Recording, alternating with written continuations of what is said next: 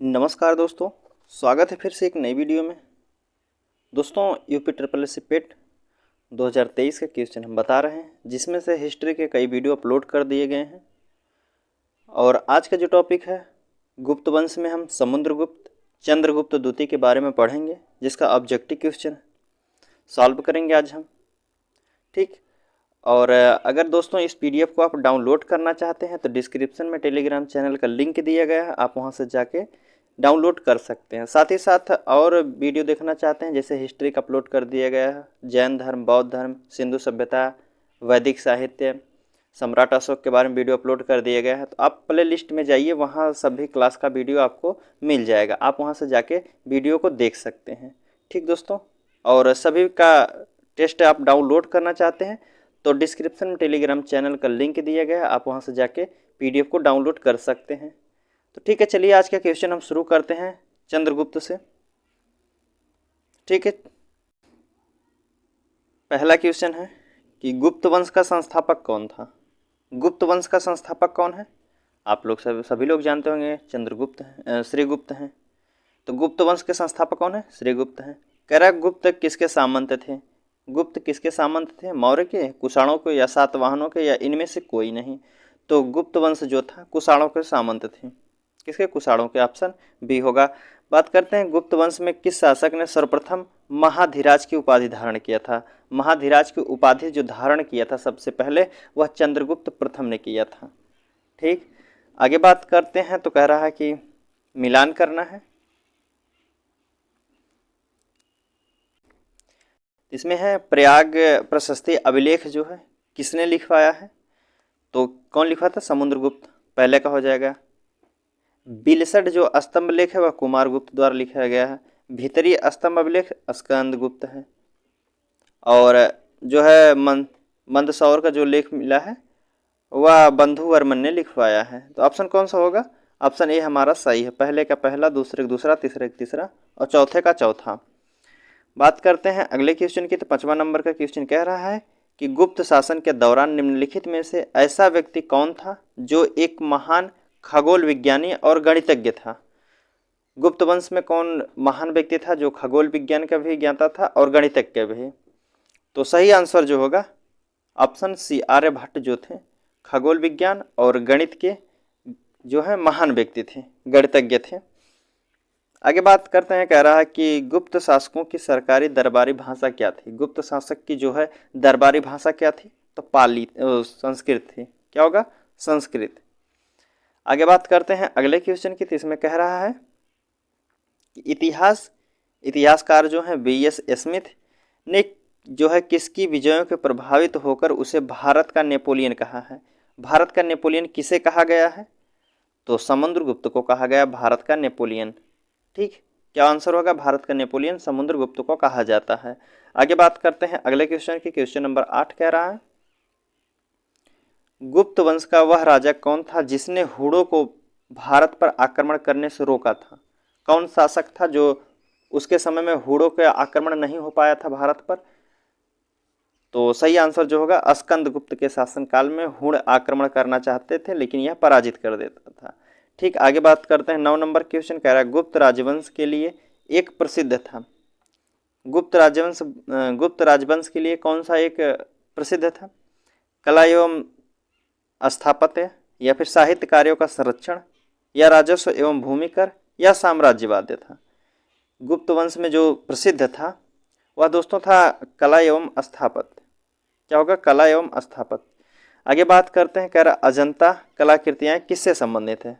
अजंता की जो कलाकृतियाँ बनाई गई हैं किससे संबंधित है? हड़प्पा काल से, मौर्य काल से, बुद्ध काल से, या फिर गुप्त काल से? तो सही आंसर जो होगा अजंता की जो गुफाएं सब हैं गुप्त काल से। ऑप्शन डी सही होगा। बात करते हैं अगले क्वेश्चन की। इसमें कह रहा है कुछ विद्वानों के अनुसार कवि जो कालिदास किसके राज कवि थे। कवि कालिदास किसके राज कवि थे? तो सही आंसर जो होगा चंद्रगुप्त द्वितीय या विक्रमादित्य के राज कवि थे। जो कालिदास थे चंद्रगुप्त द्वितीय के राज कवि थे। आगे बात करते हैं 12 नंबर क्वेश्चन कह रहा है अजंता चित्रकारी का विषय वस्तु निम्नलिखित में से किसने संबंधित है। जो अजंता का चित्रकारी जो विषय वस्तु है निम्नलिखित में से किससे संबंधित है? किससे है? जैन धर्म से, बौद्ध धर्म से, या फिर वैष्णव मत से, या शैव मत से। तो सही आंसर जो होगा बौद्ध धर्म से है, ऑप्शन बी सही होगा।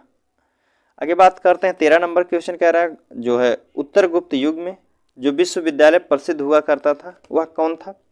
गुप्त काल में जो है प्रसिद्ध विश्वविद्यालय कौन था। तो गुप्त काल में प्रसिद्ध विश्वविद्यालय जो था नालंदा विश्वविद्यालय, और इसकी स्थापना कौन किया था, कुमार गुप्त ने किया था। आगे बात करते हैं अगले क्वेश्चन की। एरण अभिलेख जो है, एरण अभिलेख का संबंध किस शासक से है। एरण जो अभिलेख है वह किसके शासनकाल में बनाया गया था।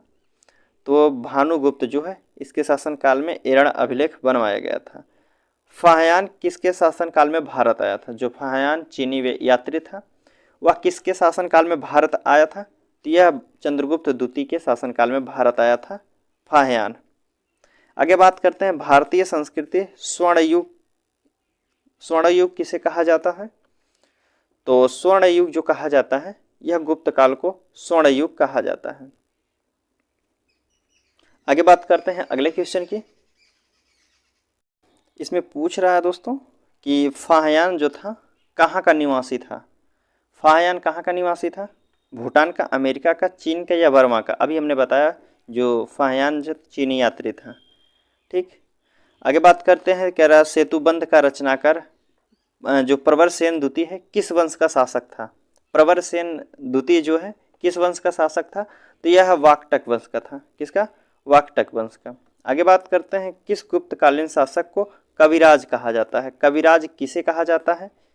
तो सही आंसर आपका होगा समुद्रगुप्त को कविराज के नाम से भी जाना जाता है। आगे बात करें तो अगले क्वेश्चन के बारे में, तो कह रहा स्कंदगुप्त को, एक मिनट, कह रहा स्कंदगुप्त को किस स्तंभ लेख में मिला है सक्रोपम कहा गया है। सक्रोपम किस अभिलेख में कहा गया है स्कंदगुप्त को। तो स्कंदगुप्त को जो है, स्कंदगुप्त को कहा गया काहौम जो है, काहौम स्तंभ अभिलेख है जो इसमें कहा गया है सक्रोपम। स्कंदगुप्त को सक्रोपम कहा गया है। आगे बात करते हैं अगले क्वेश्चन की। इसमें कह रहा है श्रीलंका के राजा जो मेघवर्मन ने किस स्थान पर भगवान बुद्ध का मंदिर बनवाने के लिए समुद्रगुप्त से अनुमति मांगी थी। कहाँ गौतम बुद्ध का मंदिर बनवाने के लिए समुद्रगुप्त से अनुमति मांगी थी। तो सही आंसर जो होगा बोधगया में। ठीक, बोधगया में। आगे बात करते हैं अगले क्वेश्चन की। 22 नंबर का कह रहा मंदिर निर्माण का जन्म सर्वप्रथम कब हुआ था। मंदिर निर्माण का जन्म जो हुआ कब हुआ था, गुप्त काल में, मौर्य काल में, कुषाण काल में, या सैंधव काल में। तो सही आंसर जो होगा मंदिर निर्माण का जो सर्वप्रथम हुआ था गुप्त काल से शुरू हुआ था। ऑप्शन क्या होगा, ऑप्शन बी हमारा सही होगा। बात करते हैं अगले क्वेश्चन की 23 नंबर का। तो इसमें कह रहा है चंद्रगुप्त द्वितीय ने विक्रमादित्य की उपाधि कब धारण किया था। चंद्रगुप्त जो है विक्रमादित्य की उपाधि कब धारण किया था। तो सही आंसर जो होगा इसका शकों का जो उन्मूलन करने के बाद, शकों का उन्मूलन करने के बाद जो है चंद्रगुप्त द्वितीय जो है विक्रमादित्य की उपाधि धारण करता है। बात करते हैं 24 नंबर क्वेश्चन। तो इसमें कह रहा है कि गुप्त काल के सर्वाधिक लोकप्रिय देवता कौन थे। गुप्त काल में सर्वाधिक जो लोकप्रिय देवता थे कौन थे। तो विष्णु थे। ऑप्शन जो होगा ऑप्शन बी सही होगा, विष्णु। आगे कह रहा है कि चंद्रगुप्त द्वितीय ने अपने किस विजय की खुशी में चांदी के विशेष सिक्के जारी किए थे। किस विजय के बाद जो है, किस क्षेत्र को जीतने के बाद चंद्रगुप्त द्वितीय है चांदी के सिक्के चलवाया था। तो सही आंसर क्या होगा, इसका सही आंसर जो है शकों को पराजित करने के बाद जो है चंद्रगुप्त द्वितीय चांदी के सिक्के चलवाया था। आगे बात करते हैं अगले क्वेश्चन की। इसमें कह रहा है मेहरौली स्थित जो लौह स्तंभ का निर्माण किस सदी में हुआ था। महरौली का जो स्तंभ है वह किस सदी में हुआ था। चतुर्थ में, सप्तम में, तृतीय में, या द्वितीय में। तो सही आंसर जो होगा इसका यह चतुर्थ सदी में लौह स्तंभ का निर्माण हुआ था मेहरौली के। आगे बात करते हैं तो कह रहा है फाहयान और ह्वेनसांग ने किसके राज्यों को देखा था। फाहयान और ह्वेनसांग हैं किसके शासनकाल में भारत आए थे। तो 27 नंबर का सही आंसर जो होगा क्या होगा आप बताइए। तो 27 नंबर का जो सही आंसर होगा चंद्रगुप्त विक्रमादित्य एवं हर्षवर्धन के शासनकाल में आए थे, क्रमशः देखे थे यह दोनों हर्षवर्धन के और चंद्रगुप्त द्वितीय के शासन को देखे थे यह लोग। आगे बात करते हैं धनवंतरी थे। धनवंतरी किसे कहा जाता है? धनवंतरी किसे कहा जाता है? ऑप्शन आपके सामने है, चंद्रगुप्त मौर्य के विख्यात जनरल को, या फिर कह रहा है कि चंद्रगुप्त विक्रमादित्य के राज दरबार के नवरत्न में एक जो कि प्रसिद्ध चिकित्सक थे, या हर्ष के समय के एक प्रसिद्ध नाटककार थे, या अशोक के दरबार में संगीतज्ञ थे। तो धनवंतरी जो कहा जाता है चंद्रगुप्त द्वितीय के या विक्रमादित्य के दरबार में नवरत्न में से एक प्रसिद्ध चिकित्सक थे, उन्हें धनवंतरी कहा जाता था। आगे बात करें अगले क्वेश्चन की, तो इसमें कह रहा है गुप्तकालीन शासन प्रणाली किस प्रकार की थी? गुप्तकालीन के जो शासन प्रणाली थी किस प्रकार की थी? तो वह राजतंत्रात्मक थी। कैसी थी? राजतंत्रात्मक। आगे बात करते हैं तो 30 नंबर का क्वेश्चन कह रहा है फाहियान द्वारा रचित ग्रंथ जो है फो क्यू की निम्नलिखित में से किसका विवरण नहीं मिलता है? फाहियान द्वारा रचा गया एक पुस्तक है फो क्यू की, और उसका निर्माण जिसका विवरण जो है नहीं मिलता है, उसमें किसका विवरण नहीं मिला है? तो बौद्ध धर्म के सिद्धांतों का विवरण जो है फाहियान के पुस्तक में नहीं मिलता है। आगे बात करते हैं अगले क्वेश्चन की, इसमें कह रहा है गुप्त स्थापत्य कला का सर्वोत्कृष्ट मंदिर निम्न में से कौन है? जो गुप्त स्थापत्य कला का सर्वोत्कृष्ट मंदिर जो है इनमें से कौन सा है? भीतरगांव का है मंदिर, या फिर देवगढ़ का मंदिर है, या फिर भुमरा का शिव मंदिर, या तिगमा का विष्णु मंदिर? तो इसका सही आंसर जो होगा देवगढ़ का जो देवगढ़ का दशावतार मंदिर है वह उसमें सबसे अधिक गुप्त वंश में सर्वोत्कृष्ट मंदिर मिलता है। आगे बात करते हैं अगले क्वेश्चन की, 32 नंबर का क्वेश्चन इसमें कह रहा है कि अजंता की गुफाओं में जो किन गुफाओं का निर्माण गुप्त काल में हुआ था? गुप्त काल में किन किन गुफाओं का निर्माण हुआ था? तो सही आंसर जो होगा इसका 16, 17 एवं 19 जो गुफाएं हैं इसका निर्माण जो है गुप्त काल में किया गया था। आगे बात करते हैं 33 नंबर का क्वेश्चन कह रहा अमरकोश, एक मिनट, कह रहा अमरकोश के लेखक अमर सिंह किस शासक के दरबार से जुड़े थे? जो अमर सिंह थे किस शासक के दरबार से जुड़े थे? ऑप्शन आपके सामने है, समुद्रगुप्त, चंद्रगुप्त प्रथम, स्कंदगुप्त या चंद्रगुप्त द्वितीय के। तो इसका सही आंसर जो होगा चंद्रगुप्त द्वितीय के दरबार से जुड़े थे अमर सिंह। और अमरकोश लेखक, अमरकोश इन्होंने पुस्तक लिखी है। आगे बात करते हैं तो कह रहा गुप्त संवत जो है 319 से 320 ईसा पूर्व के को प्रारंभ करने का श्रेय किसे जाता है?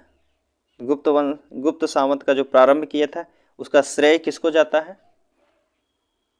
तो इसका सही आंसर जो होगा चंद्रगुप्त प्रथम को जाता है इनका श्रेय।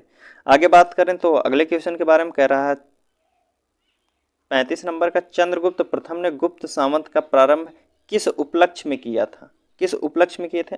अपने राज्यारोहण के स्मारक के रूप में, या शकों के उन्मूलन के उपलक्ष्य में, या फिर हुड़ों को परास्त करने के उपलक्ष्य में, या इनमें से कोई नहीं? तो जो चंद्रगुप्त प्रथम है वह गुप्त वंश का प्रारंभ करते हैं अपने राज्यारोहण के स्मारक के रूप में, अपने राज्यारोहण के स्मारक के रूप में किए थे चंद्रगुप्त मौर्य प्रथम। आगे बात करते हैं 36 नंबर का क्वेश्चन कह रहा है प्रयाग प्रशस्ति अभिलेख जो है, कह रहा प्रयाग प्रशस्ति अभिलेख का लेखक हरिसेन किसका दरबारी कवि था? जो प्रयाग प्रशस्ति अभिलेख का लेखक है हरिसेन किसके दरबार के कवि थे? चंद्रगुप्त के, या समुद्रगुप्त, अशोक, कनिष्क या चंद्रगुप्त द्वितीय के? तो सही आंसर जो होगा इसका समुद्रगुप्त के दरबारी कवि थे हरिसेन, और इन्होंने लिखा है प्रयाग प्रशस्ति अभिलेख। आगे बात करते हैं तो 37 नंबर का क्वेश्चन इसमें कह रहा है गुप्त काल को प्राचीन भारत का क्लासिक युग क्यों कहा जाता है? क्लासिक युग क्यों कहा जाता है गुप्त काल को? तो इसका सही आंसर जो होगा कला एवं साहित्य के क्षेत्र में अपने चरमोत्कर्ष पर पहुंचने के कारण इन्हें क्लासिक युग भी कहा जाता है। तो गुप्त काल को क्लासिक युग क्यों कहा जाता है? आपको पता चल गया होगा कि कला और साहित्य के क्षेत्र में अपने चरमोत्कर्ष पर पहुंच गए थे, इसलिए इन्हें कहा जाता है क्लासिक युग भी। आगे बात करते हैं 38 नंबर का क्वेश्चन, तो इसमें कह रहा है सारनाथ में धमेख स्तूप जो है, सारनाथ में धमेख स्तूप का निर्माण किस काल में हुआ था? धमेख स्तूप का जो निर्माण हुआ था वह गुप्त काल में हुआ था। ऑप्शन क्या होगा? ऑप्शन डी सही होगा, गुप्त काल। आगे बात करें तो 39 नंबर क्वेश्चन कह रहा है तो गुप्त काल का सोने की मुद्रा को कहा जाता था। जो गुप्त काल में सोने की मुद्रा थी उसे क्या कहा जाता था? तो गुप्त काल के समय में सोने की मुद्रा को दिनार कहा जाता था। ऑप्शन ए सही होगा। बात करते हैं 40 नंबर का क्वेश्चन। इसमें कह रहा है कुमार संभव महाकाव्य किस कवि ने लिखा है? कुमार संभव जो महाकाव्य है किस कवि ने लिखा है? ऑप्शन आपके सामने बाणभट्ट या चदरबाई दाई या हरिशेण या कालिदास। तो सही आंसर जो होगा कुमार संभव जो महाकाव्य के लेखक हैं यह है कालिदास। ऑप्शन डी होगा कालिदास। आगे क्वेश्चन कह रहा है नालंदा विश्वविद्यालय की स्थापना किस युग में हुई थी? नालंदा विश्वविद्यालय की स्थापना किस युग में हुई थी? तो गुप्त काल में हुई थी नालंदा विश्वविद्यालय की स्थापना। बात करते हैं गुप्त युग के भू राजस्व की दर क्या थी? भू राजस्व की दर क्या थी? तो जो उसमें कर लिया जाता है उपज का 6वां भाग लिया जाता है, 1/6। क्या 1/6? ठीक। आगे बात करते हैं अगले क्वेश्चन की। नगरों कह रहा है कि 43 नंबर क्वेश्चन, नगरों का क्रमिक पतन जो है किस काल की एक महत्वपूर्ण विशेषता थी? नगरों का जो पतन हुआ था किस काल की एक महत्वपूर्ण विशेषता है? तो इसका सही आंसर जो होगा गुप्त काल की। ऑप्शन ए सही होगा। ठीक। आगे बात करते हैं 44 नंबर कह रहा है किस वंश के शासकों ने मंदिरों एवं ब्राह्मणों को सबसे अधिक ग्राम अनुदान में दिया था? जो गुप्त वंश के किस वंश के शासक ने मंदिरों एवं ब्राह्मणों को सबसे अधिक ग्राम अनुदान में दिए थे? कौन से? गुप्त वंश के, पाल वंश, राष्ट्रकूट या प्रतिहार के लोग?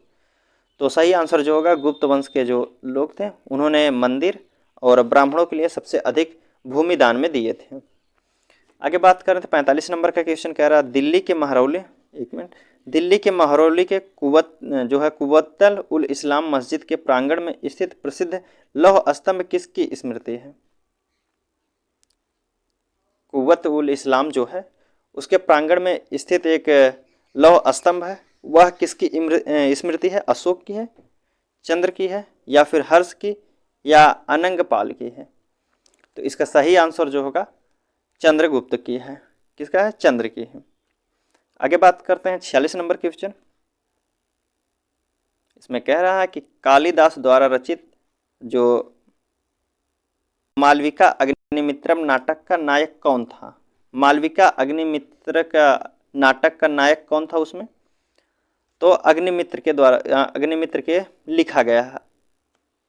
मालविका और अग्निमित्र के नाम से लिखा गया है। उसका नायक जो है अग्निमित्र है और मालविका उसकी नायिका है। आगे बात करते हैं तो कह रहा समुद्रगुप्त की सैनिक उपलब्धियों का वर्णन उसके किस अभिलेख के उपलब्ध में है? जो समुद्रगुप्त के सैनिक की उपलब्धियों का वर्णन किया गया है किसके उपलब्ध में किया गया है? किस अभिलेख में किया गया? तो इसका सही आंसर जो होगा प्रयाग प्रशस्ति अभिलेख जो उसमें उसके सैनिकों का वर्णन किया गया है। आगे बात करें तो अगले क्वेश्चन के बारे में कहते हैं निम्नलिखित में से किस काल में स्त्रियों की पुरुषों की बराबरी थी? किस काल में जो स्त्री और पुरुष की दोनों को बराबर देखा जाता था? तो किसके काल में? गुप्त काल में जो है स्त्री व पुरुष जो है दोनों समान थे। ठीक। आगे बात करते हैं अगले क्वेश्चन की। 49 नंबर क्वेश्चन कह रहा है कि कौन सा राजवंश हुणों के आक्रमण में से अत्यंत विचलित हुआ था? कौन सा राजवंश था जो हुणों के आक्रमण से अत्यंत विचलित हुआ था? तो इसका सही आंसर जो होगा गुप्त काल था। ऑप्शन सी होगा गुप्त काल। आगे बात करें अगले क्वेश्चन की। 50 नंबर का क्वेश्चन कह रहा है, टोटल हम 60-70 क्वेश्चन देखेंगे दोस्तों जो भी इस पीडीएफ में है। कह रहा है निम्नलिखित में से कौन सा नाटक जो है कालिदास ने नहीं लिखा है? इनमें से कौन सा नाटक जो है कालिदास नहीं लिखे हैं? तो जो जानकी हरण है या कालिदास नहीं लिखे हैं, और जानकी हरण को किसने लिखा है दोस्तों आप कमेंट करके बताइए। ठीक है। आगे बात करते हैं अजंता गुफाओं में जो सरीखी जैसी गुफाएं मध्य प्रदेश में कहाँ हैं? अजंता की गुफाओं में सरीखी जैसी गुफाएं कहाँ हैं? तो बाघ है, जिसे कहा जाता है बाघ या धार, वहाँ अजंता की गुफाएं हैं। आगे बात करते हैं अगले क्वेश्चन की। इसमें कह रहा है गुप्त वंश के कह रहा है गुप्त वंश ने अवधि के शासन किया था, कितने से कितने अवधि तक शासन किया था गुप्त वंश। तो इसका सही आंसर जो होगा 319 से 500 ईसा पूर्व तक शासन किए थे गुप्त वंश। आगे बात करते हैं अगले क्वेश्चन की। 53 नंबर का क्वेश्चन कह रहा है बाल विवाह की प्रथा आरंभ हुई थी। जो बाल विवाह की प्रथा आरंभ हुई थी किसके शासनकाल से हुई थी? तो गुप्त के शासनकाल से हुई थी बाल विवाह की प्रथा। आगे बात करें तो कह रहा है कि सोने के सर्वाधिक सिक्के किस काल में जारी किए गए थे? सोने के सर्वाधिक जो सिक्के चलाए गए थे वह गुप्त काल में चलाए गए थे। ऑप्शन बी सही होगा। बात करें अगले क्वेश्चन की तो कह रहा है यूरोपीय भाषा में अनुदित या फिर अनुवादित प्रथम भारतीय ग्रंथ कौन है? जो यूरोपीय भाषा में अनुवादित किया गया है कौन ग्रंथ है? तो सही आंसर जो होगा अभिज्ञान शकुंतलम जो है इसको यूरोपीय भाषा में अनुवादित किया गया है। आगे बात करते हैं। इसमें कह रहा है सती प्रथा का पहला उल्लेख कहाँ से मिलता है? सती प्रथा का पहला उल्लेख कहाँ से मिलता है? भीतरगामा लेख से या फिर विलसद स्तंभ लेख से या एरण अभिलेख से या भीतरी स्तंभ अभिलेख से? तो जो सती प्रथा का पहला उल्लेख मिलता है वह एरण अभिलेख से मिलता है। ऑप्शन सी होगा। बात करें अगले क्वेश्चन की तो 57 नंबर का कह रहा है कि गुप्त वंश के निम्नलिखित शासकों का क्रम क्या होगा? गुप्त वंश में सबसे पहले कौन शासक किया था? तो सबसे पहले चंद्रगुप्त द्वितीय आता, उसके बाद स्कंदगुप्त, फिर चंद्रगुप्त द्वितीय आता है, उसके बाद कुमारगुप्त, फिर स्कंदगुप्त आता है। तो कौन सा आंसर होगा? बिल्कुल क्रम से लगाया गया है। तो हमारा पहला ऑप्शन कौन सा होगा? ऑप्शन ई हमारा सही है। पहले का पहला, दूसरा, तीसरा, चौथा, पांचवा। ठीक, आगे बात करते हैं अगले क्वेश्चन की। तो इसमें कह रहा है 58 नंबर का गुप्तकालीन सिक्कों का सबसे बड़ा ढेर कहाँ से प्राप्त हुआ? जो गुप्तकालीन सिक्कों का सबसे बड़ा ढेर कहाँ मिला है? तो भरतपुर में मिला है, जिसे बयाना कहा जाता है, भरतपुर। आगे बात करते हैं अगला क्वेश्चन कह रहा है किस गुप्त शासक को नालंदा विश्वविद्यालय का संस्थापक माना जाता है? किसको नालंदा विश्वविद्यालय का संस्थापक माना जाता है? तो कुमारगुप्त जो है नालंदा विश्वविद्यालय का जनक माना जाता है या संस्थापक माना जाता है। बात करें अगले क्वेश्चन की। 61 नंबर का क्वेश्चन कह रहा है कि गुप्त काल में उत्तर भारतीय व्यापार जो है निम्नलिखित में से किस एक पत्तन से संचालित होता था? जो गुप्त वंश में भारतीय व्यापार था वह किस बंदरगाह से संचालित होता था? तो इसका सही आंसर जो है ताम्रलिप्ति जो है बंदरगाह से जो भारतीय व्यापार संचालित होता था।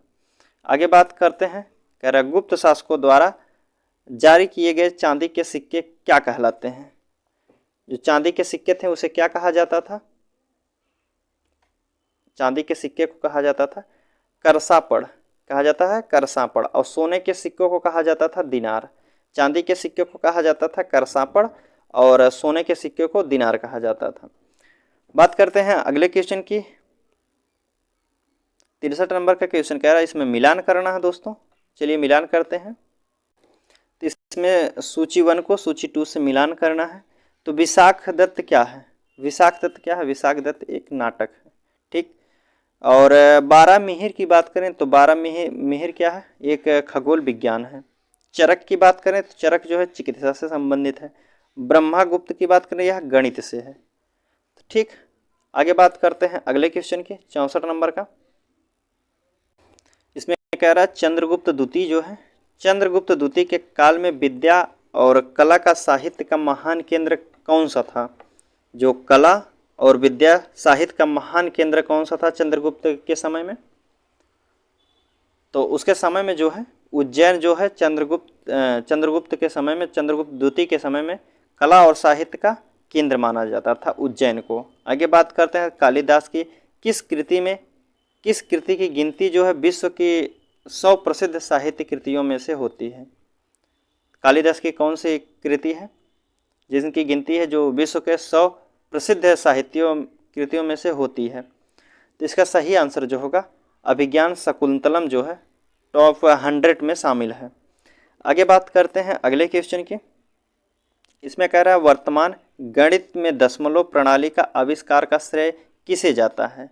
किस युग को जाता है? तो दशमलव प्रणाली का जो आविष्कार का श्रेय जाता है वह गुप्त वंश को जाता है, गुप्त काल को। ऑप्शन बी सही होगा।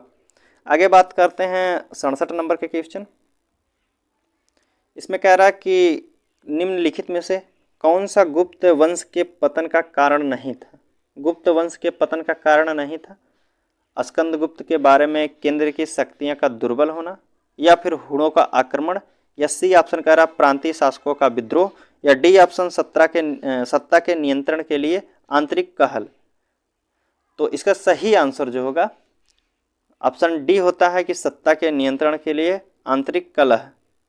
ठीक, आगे बात करते हैं यह कारण नहीं था उसका पतन होने का। आगे बात करते हैं अगले क्वेश्चन की। निम्नलिखित में से किस गुप्त शासकों ने अपने सिक्कों पर जो है बीड़ा को बजाते हुए आकृति को दिखाया गया है। किसके शासनकाल के सिक्के को जो है उसमें बीड़ा बजाती दिखाया गया है। तो किसके शासनकाल में? तो समुद्रगुप्त का जो शासनकाल था उसमें सिक्का चलाया गया था जिसमें एक तरफ है बीड़ा लेकर सरस्वती जी बैठी। आगे बात करते हैं अगले क्वेश्चन की 69 नंबर का। कह रहा वह प्रथम भारतीय विद्वान कौन था जिसने गणित को एक पृथक विषय के रूप में स्थापित किया था। गणित को एक पृथक विषय के रूप में स्थापित किए थे, तो वह थे आर्यभट्ट। ऑप्शन ए सही होगा, आर्यभट्ट। ठीक, आगे बात करते हैं 70 नंबर के क्वेश्चन। गुप्तकालीन पुस्तक जो है नवीनतम का संबंध जो है किससे है? तो नवीनतम का जो संबंध है चिकित्सक से है। नवीनतम का जो संबंध है चिकित्सक से है। ठीक दोस्तों, आज का क्वेश्चन यहीं समाप्त करते हैं। अगर दोस्तों इसके आगे का भी क्वेश्चन आपको चाहिए तो आप कमेंट करिए, तो हम अगला भी वीडियो बना देंगे पार्ट 2 जो कि गुप्त वंश के लिए है। तो ठीक है, आज के क्वेश्चन यहीं समाप्त करते हैं क्योंकि वीडियो काफ़ी लंबा हो गया है। चलिए आपसे मिलते हैं अगले वीडियो में, तब तक के लिए धन्यवाद।